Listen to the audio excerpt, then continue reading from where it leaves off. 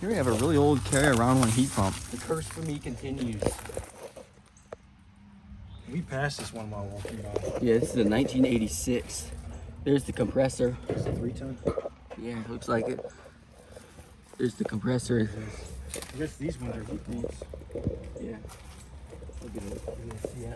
2008. That's it for this. Is that Carlisle? I think so. The curse for me continues. Version valve. Okay. Alright. You get a picture of the cereal for Sam. It's really nice. Almost mint condition. We have an old carrier round one heat pump. Has unoriginal blades. Wow, it's coming apart. Not even in best shape. It's like a Carlisle. 1983. It's got a Carlisle reset. To get a picture of the data sheet. It's a 1983 unit. Somebody wrote something on it. What? Oh, It's got that Goodman style fan blade. Looks like it's been jacked up. 1983. Old. Cool.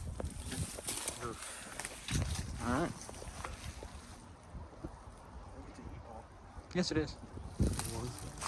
imagine these are all these are all in really bad shape.